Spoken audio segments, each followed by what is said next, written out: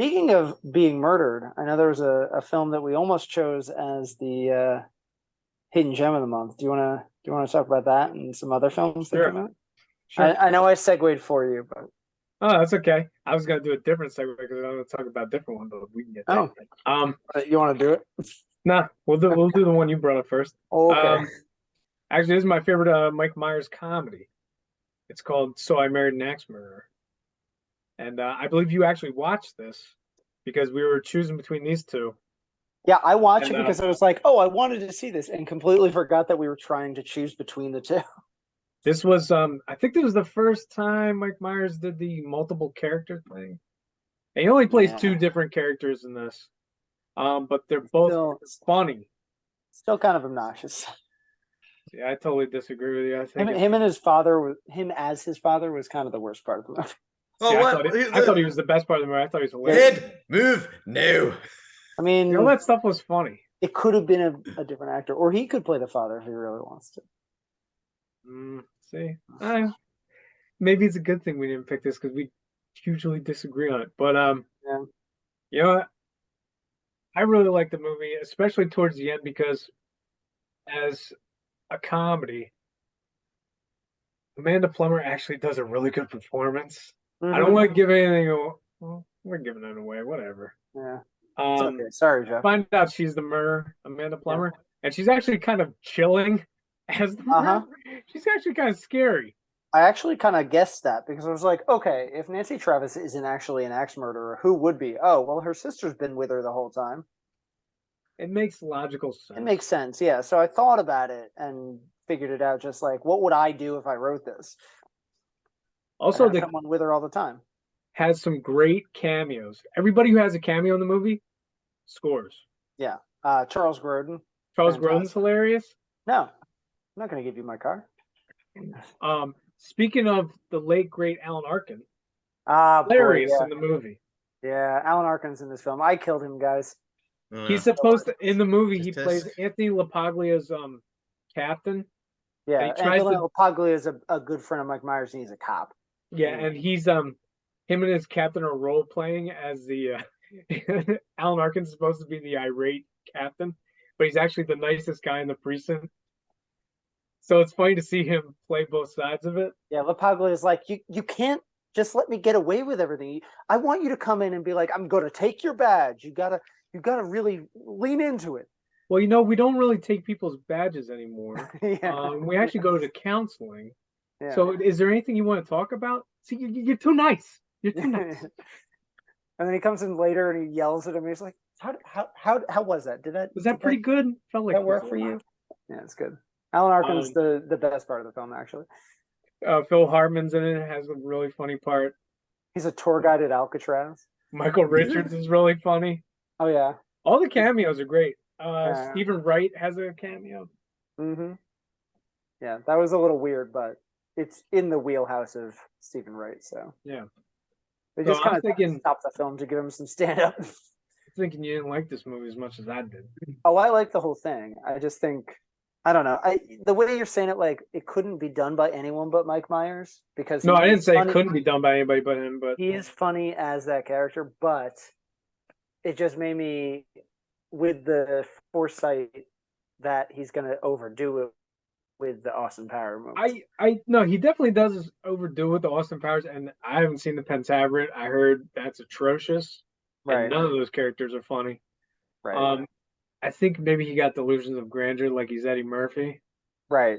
because Like Eddie Murphy kind of perfected this. seeing him do that in Coming to America too is kind of like, oh, this is what you end up doing with Nutty Professor too. Like you go overboard by the time that comes out, but maybe if you do one character and It then do a also bit with yourself, that might work.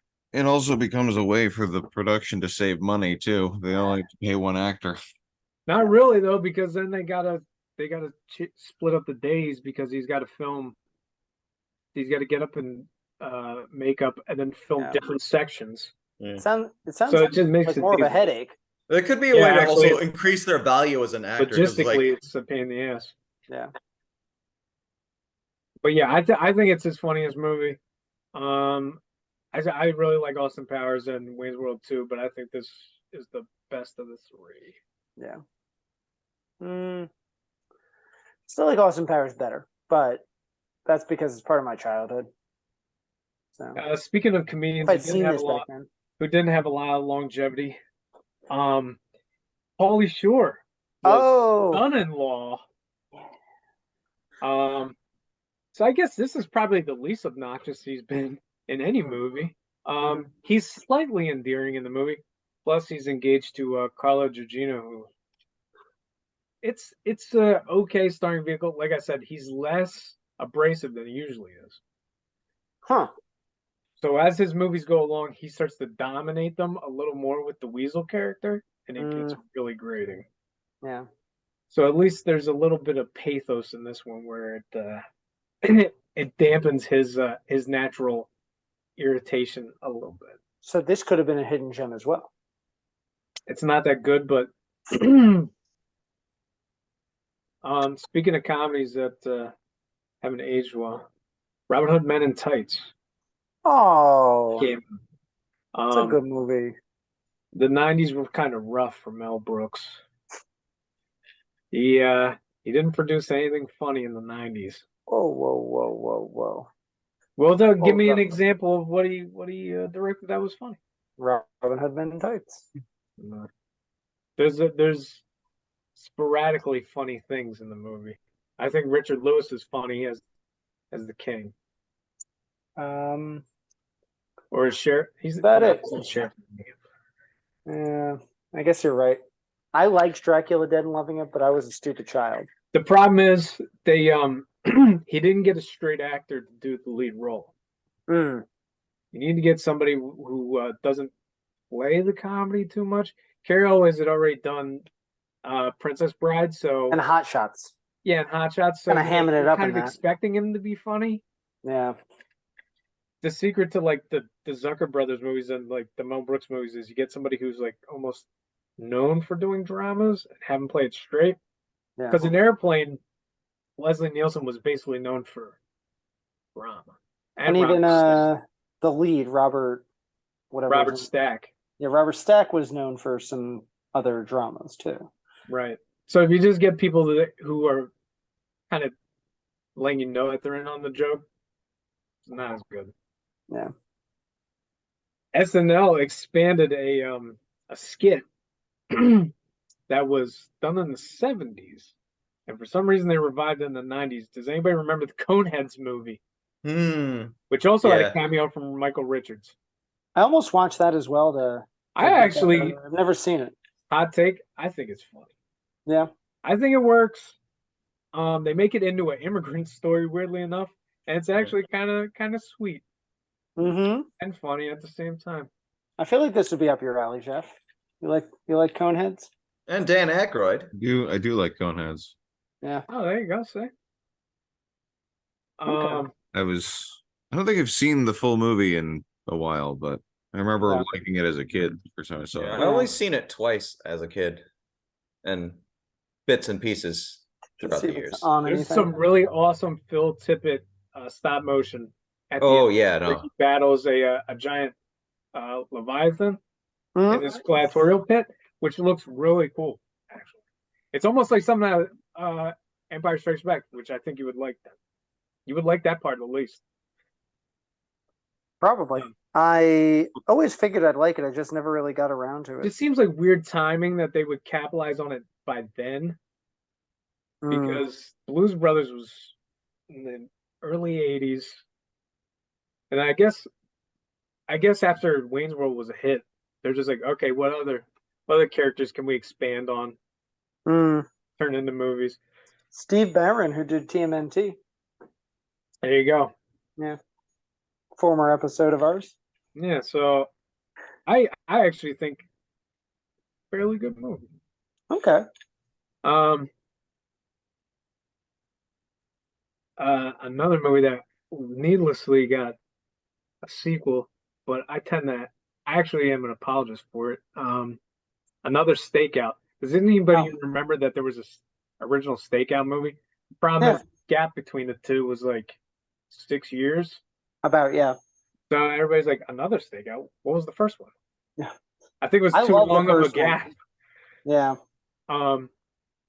It's funny because just from the premise, I should hate it because they take the great chemistry between Richard Dreyfuss and Emilio Estevez from the first movie, and they add Rosie O'Donnell, who I'm not usually a big fan of, but actually, she ricochets off of the two of them very well. They all have really good chemistry. Matter of fact, there's a great scene in the middle. There's a whole sequence in the middle where they're trying to distract Dennis Farina, who's in cahoots with the suspect that they're staking out. It's hilarious. It has no right being this good as a sequel to a movie that people forgot. Honestly, I sort of wanted to plug this in as our choice, but the other two were bigger films in my mind for us to cover as hidden events. And also, and we're covering Emilio Estevez in September anyway. You would probably need like a primer on the October. first. You would definitely need a primer on the first movie because I don't think you could go in this one cold because you'd be like, I'm not quite sure what the relationship between Richard Dreyfuss and Madeline Stowe is. So gotcha. Yeah.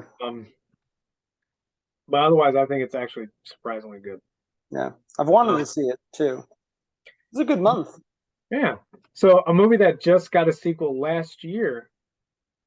That's a cult classic now. Was released. Hocus Pocus. Oh yeah, a staple for a lot of people's holidays. So would you say cult classics upon? Oh, you know what's funny? I just saw it for the first time for the podcast. I'd really seen the sequel. He watched the sequel last year and then watched the first one now. Interesting. Like a week ago. Yeah, I did it retroactive. So how do you feel knowing everything? It's weird because I almost didn't even need to watch the first one to understand everything that was going on in the second one. Okay. That makes sense. But having said that, this wasn't bad. It's actually kind of risque for a Disney movie. Yeah. A lot of stuff. mean, yeah. Especially it's Halloween. Sarah Jessica Parker. Yeah. Yeah. Yep. There was a lot of And I don't know how old was Vanessa Shaw when they were making this? Because it's kind of disconcerting that they're fixated on her yabos and some other things. They like objectifying her big time in this movie. Yeah. You know, one thing I liked in the movie that I didn't expect going into it is normally I would expect that the premise would be that this kid comes from California and that the people of Salem are ashamed of their heritage, but they're all like celebrating it. They're like, yeah, the Sanders sisters were here and we love it. We love the folklore around Salem. Mm-hmm. I was like, oh, that's refreshing. And I like the lead kid. The late great Charles Rocket plays the father in this. Yeah. SNL. Yeah. Speaking of yeah. So yeah, actually, having not seen this, the weakest part of both the movies, I think, is the fish out of water stuff. Oh, okay. Sure. I thought that was cute as a kid, but you know what's great once you've seen it once. There is an odd cameo halfway through with Gary Marshall and Penny Marshall playing husband and wife. Yeah. No, they're brother and sister, so it kind of made it kind of queasy for me. Yeah, like, did they really want to do that? And they weren't especially funny either, so I was like, what? Do kids even know who they are? I know. Like, who is this joke for? The parents? Yeah.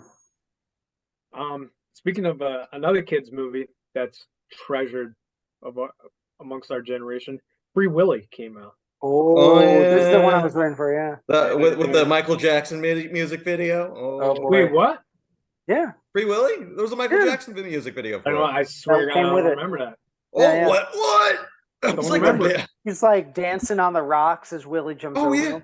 Yeah, I thought he was riding Willie or something. No, not like yeah, that. that's my impression. Anyway, film. Love the film. Saw it a couple of times in theaters. Yeah. This is one of my favorite movies in '93. I mean, I was 6, and it's a perfect film for kids. I mean, it's also ironic that, like, you know, looking back, like, how, like, is the whole point is like free Willy from, like, you know, captivity and make him like free back in the wild, and then like SeaWorld just abuses their whales and dolphins. I know. I remember really wanting to go to SeaWorld. We went in '93 actually. My parents and I. This is the year that we did it. Down to Disney World and Universal and SeaWorld. And I was so excited to see it.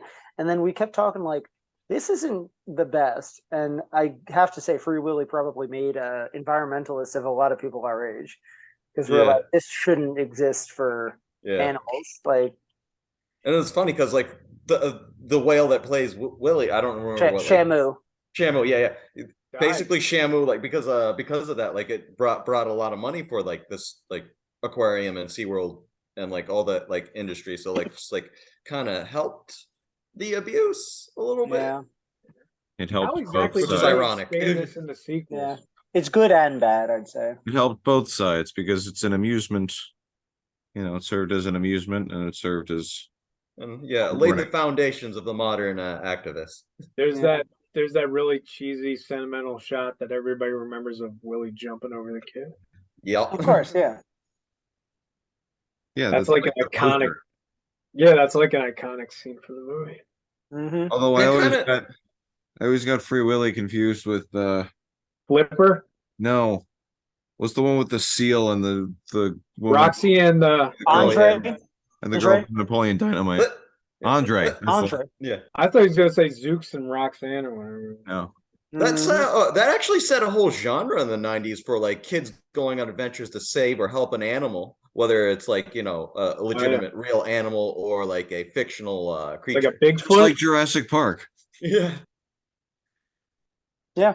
But, Set him free. Oh, it well, that happened in the Lost World, definitely for sure with the baby T-Rex. So like, yeah. Shamu was something different. That was Shamu died in 71, so that could not have been. No, that was Shamu was part of SeaWorld, and then they named every orca after that. It was part of the Shamu shows. So Kiko was the name of the orca in Free Willy, and so that's sort of what stops eventually the Shamu shows. Right. So, anyway. And then there was Blackwater. Right. Oh boy. Have you ever seen that documentary that came out in 2013? I've not. It's real good. Fisher Stevens is now an Oscar winner because of it. I watched that at your house, Corey. You weren't awake yet. I put that in. Yeah, I put that on your Netflix. Yeah, so I liked Blackfish. So you're Good. That's good to know.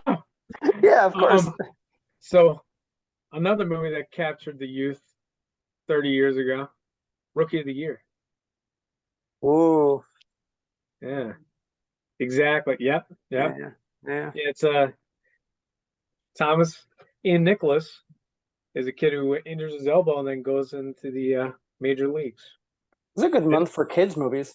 Yeah, it's directed by Daniel Stern. Oh, he directed this? Oh yeah. Speaking of John Candy, John Candy has a memorable part as the color commentator. Yeah. Well, Daniel Stern plays his agent too, right? Oh, does he have a cameo? He's like a major part of the film. Do you remember the film? I remember the kid and Gary Busey. That's what I mostly remember. Oh, okay. Yeah. And he's his agent. John Candy. Okay. But I remember liking it back then. I don't know how to hold up now. He ever direct anything else? I think that was the only thing. Huh. He did a good job. No, yeah, as a kids movie, it's well paced. He did a good job. He's good with like screwball slapstick and stuff. Probably because of his time on the Home Alone movies. It feels like a Chris Columbus movie. Yeah. So he probably got some notes from him. Yeah. I liked it a lot. That was one of my favorites of the year. I mean, Free Willy is probably my favorite of those kids movies, but yeah. So I noticed a lot of kids movies this month, July. That's what I was saying. It's summer, kids are off, so great kids month. One for a little bit older people in the audience. Poetic Justice came out, which is John Singleton's follow-up to Boys in the Hood. Right.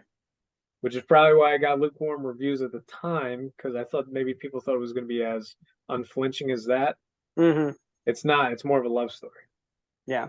And actually, it's with Janet Jackson and Tupac, and they actually are both really good together. Mm-hmm. Actually show that they have acting chops outside of music. So I actually really like the movie. So again, I knew it was going to be a more lighthearted fare than Boys in the Hood, so I didn't go in expecting that. Sure. So it's more of a rom-com. Mm-hmm. But yeah, it showed that they had what could have been a future outside of the music industry. Right. And Tupac for sure, because he went on to do we'll probably be talking about him in the intervening years. He had a bunch of really good performances come out, like Gridlocked and um, Gang Related and stuff like that. Mm-hmm. So one of my favorite movies of the year, The Firm, came out. Ah, yeah. This is one of the bigger movies of the year, and it comes on the heels of Jurassic Park. Yeah, actually, probably my favorite Sidney Pollack directed movie, other than Jeremiah Johnson. But actually, it's weird. We always talk about length with movies nowadays. Everything's over 2 hours. This Mm-hmm. movie's 2.5 hours, but I feel like it's justified, and it's engrossing the whole 2.5 hours. Mm-hmm. And it's based on a John Grisham book, and actually, it has one of the more involving and interesting plots of any John Grisham adaptation, I thought. Mm-hmm. And it's got really juicy roles for like Gene Hackman. I think it's a fantastic movie. It's as good as spellbinding a page turner as probably the book is. And then the last movie before he went behind the camera for about 2 decades, Clint Eastwood was in the Line of Fire. Almost 2 decades. Yeah, I guess $1 Million Baby is his follow-up. That wasn't directed by him, is what I meant to say. So the next time he was in a movie that wasn't directed by him was I see. Trouble with the Curve. I get you. In the Line of Fire, which actually holds up really well. I just rewatched it. John Malkovich is great as the would-be assassin in the movie. Mm-hmm. And the only thing that's kind of creepy about the movie is I wish that the relationship between Clint Eastwood and Rene Russo was more mentor-protege instead of romantic. Mm. And it's kind of weird to see Clint kind of lay on the Playboy charm in this. Because he's getting too long in the tooth? Yeah, because for the most part of the movie, especially towards the beginning, he's getting winded running. They're like, maybe you should just take a desk detail because you're old. There's actually, you don't want to put him in the Line of Fire. But Wolfgang Peterson was really good at doing some of these political thrillers. Between this and then he did Air Force One later on. A perfect film. Actually, it was a really good Die Hard knockoff. Oh, it's one of my favorites. Yeah, it's really good. But actually, it's unsettling how voracious in the details of what would cause somebody to want to assassinate the president. It actually gives John Malkovich a really good backstory. And they're almost like Die Hard. They have an interplay between the two because they're constantly talking to each other on the phone as he's taunting him and haranguing him about what his plans are. I think this started John Malkovich's typecasting as villains. Mm-hmm. What was he doing before this? He did Of Mice and Men, right? Yeah, and he was playing like almost Iago type characters who was like the weasel behind the scenes, like dangerous liaisons and stuff like that, like the Gotcha. seducer. But then after that, he was like front and center as the main antagonist. And then that would continue on into stuff like Con Air. Mm-hmm. Okay. But yeah, it's still a great movie. Still holds up. Which brings us to Jeff's time to shine. Don't know if this one. We'll see if this movie holds up quite as well. See if this movie stays fresh after it's exhumed. There you go. Okay. Oh man, this looks. The face makes this look so traumatizing to look at. Do you know what this is off the bat? Because this might like I said with last month's Last Action Hero, you might start getting to know these just based on the poster. It's just something you might have been aware of. I don't. But okay. So why don't you describe it a little? Okay, so this is we're in some sort of tropical paradise, but the camera is shooting. There's a guy that's mostly submerged under the water, but still chilling in a beach chair, with a parrot on his head, right in front of a desert island. And he's holding presumably some sort of cocktail in one hand, and got a drink at the beach. Yeah, and he's falling asleep, maybe, or dead. At this point, because his head's a little lopsided.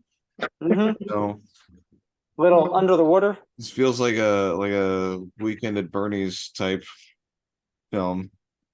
Is it Weekend at Bernie's? Judging by your face. Is it Better Off Ted? No, this is You're on it. You were very close, sir. A guy, so it's like a protagonist. No, we can't just give it to you, but what happened with Weekend at Bernie's? I don't think I don't know. It's Lost in Paradise. I don't know. It did very well, you know. Did it really? No, the first Weekend at Bernie's. What happens when movies do well? This Weekend at Bernie's 2? Yes. There's no way to like give that to you in a hint. No, that's what I figured. I'm like, I didn't know there was a sequel. You essentially got it. I didn't know there was a sequel, but it's not that crazy when you have a guy with his head pulled inside. Everyone's like, "Is this a Weekend at Bernie's thing?" So yeah, he clearly. I'll just go through. But what would you do? We can play with this. What would you do as the tagline? I guess try to come up with a good tagline. Try to come up with just when you thought it was safe to go back on vacation. Oh, that's better. I like that. Back for round 2. Yeah, that's a typical one. The resurrection. Embalming soon. Imagine if he comes back to life in the sequel. That would be better. So. Do you know the plot? He's still dead. That's it. I love it. Yeah. What?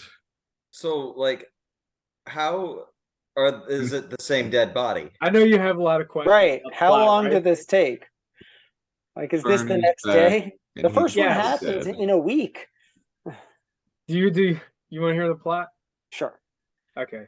So this picks up directly after the first one, okay? Barry Bostwick is the head of the company that they worked for, that Bernie was embezzling money from. Gotcha. He thinks that they were in cahoots with Bernie. So now they're under investigation. Through some wacky series of events, they find out that there's a treasure in the Caribbean, and voodoo somehow brings Bernie back, not to life, but he can dance. Oh, so it is. Lead them to the treasure. It is sort of like a zombie thing. They use voodoo to bring him back and lead him to the treasure. That's fucking weird. Terry Kaiser's really good at slapstick. Let's just put it that way. He's good with the physical comedy. And those two guys, Andrew McCarthy and Jonathan Silverman, are really good together. They bounce off each other well. So I can see why people hate it, but there are isolated moments where it is pretty funny, and the movie knows that it's stretching this premise to the breaking point. Because there's so much mileage you can get out of like just flopping a dead body around. Yeah. But yeah. So weirdly enough, there's a lot of it's almost like Serpent and the Rainbow if it was a farce.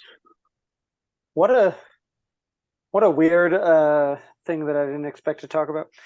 Yeah, so I'm assuming it didn't do well, so we didn't get Weekend at Bernie's 3. Yeah. But there's still time. Those two guys are still around. Terry Kaiser isn't that right? Actually, he might still be alive. It'd be real funny if he was like 90 trying to do this. I like the first movie. I know it's slow brown stupid. But I'm gonna look him up. I like the first one too. So I could see this being like a fun thing, especially if you were a kid. He's still alive. He is 84. No, he can do it. Like can next do it. week. Legacy Yeah. sequel, man. Yeah. How When crazy his would son that dies. be? Yeah. Or it's like, why are you still propping this guy up after 3 decades? He's a skeleton at this point. Yeah. It's a little Yeah. bit harder to hide. Yeah. He could be like a Ray Harryhausen skeleton. That'd be crazy, No, actually. and then it turns into like a Terminator sequel where they just like they get some Boston Dynamics endoskeleton and put it, Yeah. and then Bernie becomes a Terminator. Bernie is liquid Terminator. metal. The Berminator. The only natural progression. I feel like how I'm going to Salvation give was you supposed to end. points because you had a better tagline than they did. So, I don't know. I thought that tagline was funny. He's still dead. yeah. Bernie- Yeah. That's what it just shows you. They know the premise is stupid. Yeah.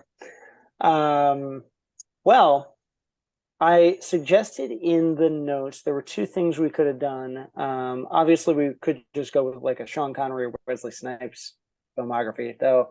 I thought, given that we were doing this specifically because Michael Crichton adapted his own novel for this. Do you want to maybe do best Michael Crichton adaptation films, or even more specific, best Michael Crichton adapted films that he did himself? Because his filmography, except for one film, is adaptations of his own stuff. I got one. Do you want to go with that then? Like specifically Michael Crichton's adaptations? Or do you want to branch out a little bit into anything that's been adapted of his works? Yeah, I wanna do that. Can we do the latter? Because I don't really think he's Yeah, there's more in that. Like anything adapted. And I'll say, given that we all know that we all love Jurassic Park, we probably could say excluding Jurassic Park. I got one for you. I do too. Okay.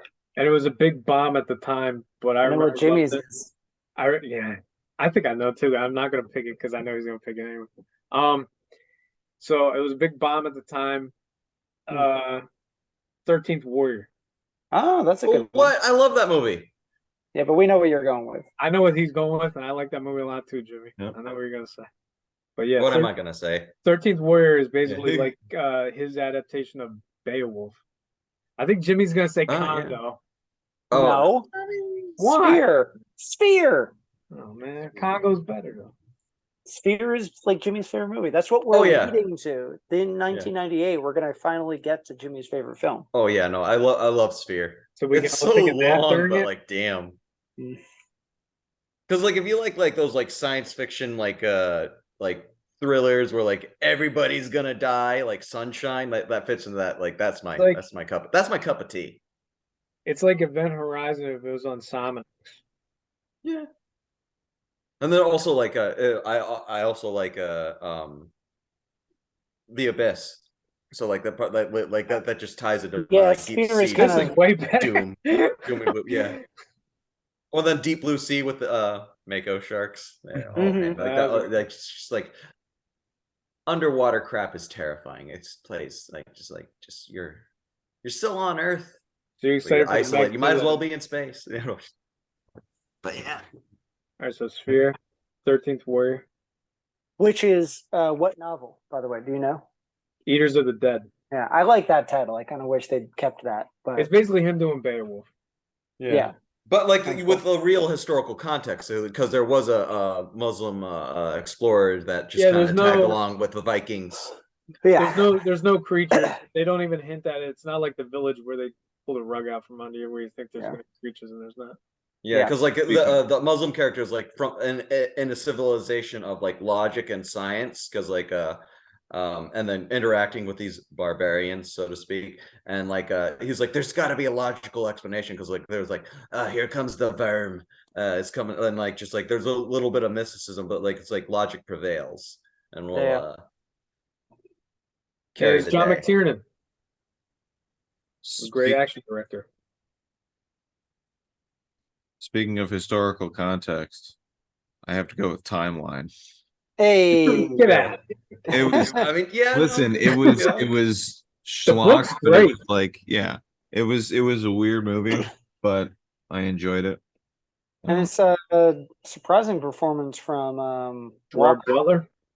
Gerard Butler's good, but Paul what's Walker. Yeah, Paul Paul Walker's Walker. actually trying in that film, Yeah.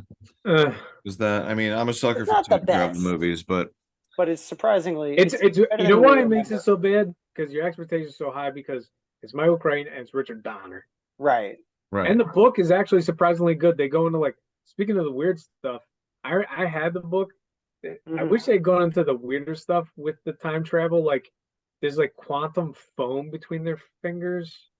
Like I remember Yeah. small little details like that. I wish the movie had gone into stuff like that. Yeah. It's basically them going back to the Renaissance fair. Yeah. Mhm. But I could see why it's got some schlocky, guilty pleasure fun to it. It was also 2003, and it was a very weird time in my life. So Yeah, fair enough. Can't wait to hear what Tristan picks. Well, I don't want to go with the Lost World because that's essentially Jurassic Park as well. They're So gonna do Congo, right? I'm gonna combine them both, but I feel like I should just go with Westworld if we're going with movies. see, that was I've never It seen makes the sense. movie, but Yeah, I love the- Richard Benjamin is surprisingly good in that, and Yul Brynner is the one He's that the gets all lead. the praise. But Richard Benjamin is a nice surprise in that. It's a good movie. Yeah, he puts in a good performance. So The I was almost going to go with ER because essentially he adapted his nonfiction novel Five Patients to be like those were some stories of him as a doctor, and so he just adapted his time in Chicago.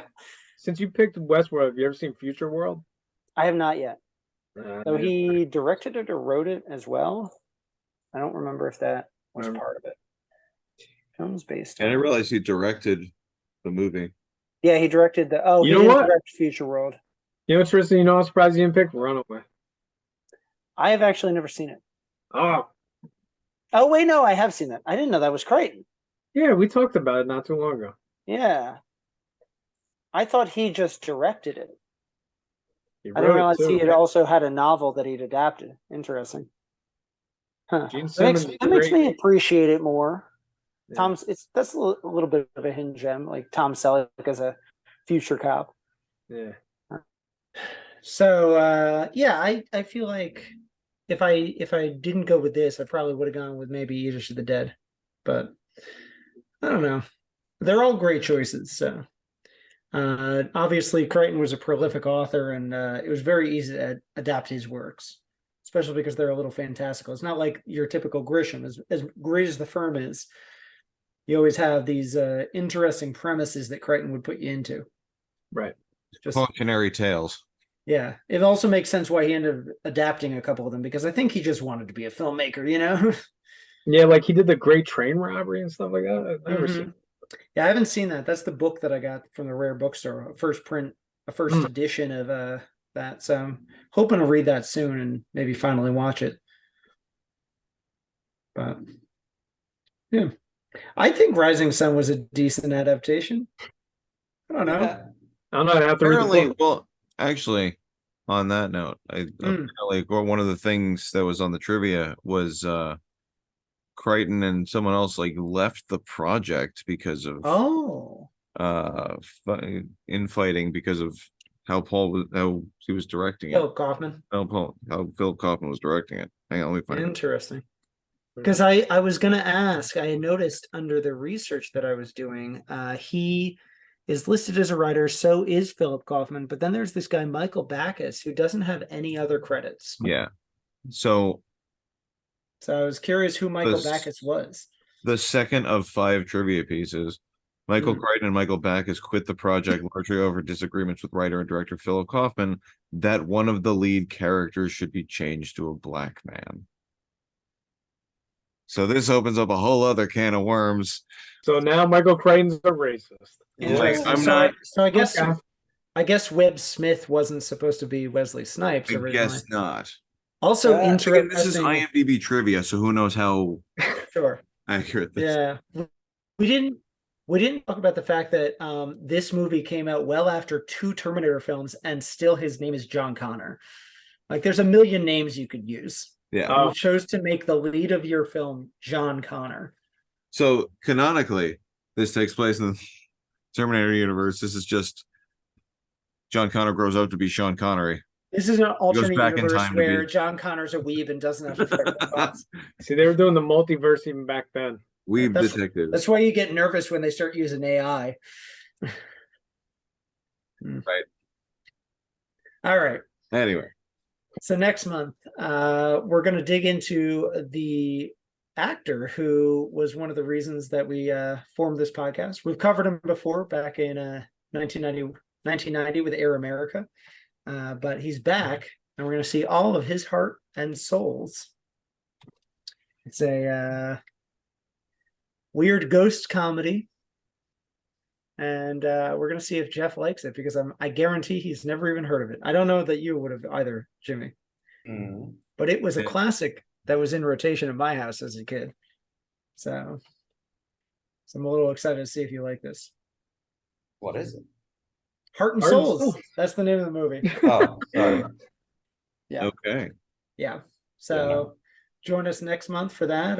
Remember to rate, review wherever you listen to your podcasts, on Apple or Spotify. Don't go to Stitcher, because that's shutting down apparently. I don't know what will come of us if podcasts stop to exist. Follow us on Threads. That's not gonna maybe? I happen. don't know. Yeah, come to Threads. That's a safe place. Definitely not a front for Zuckerberg to take even more information. Welcome to the internet. Yeah, this is what Crichton was warning us about in Rising Sun. Yep. This future technology. Deuces.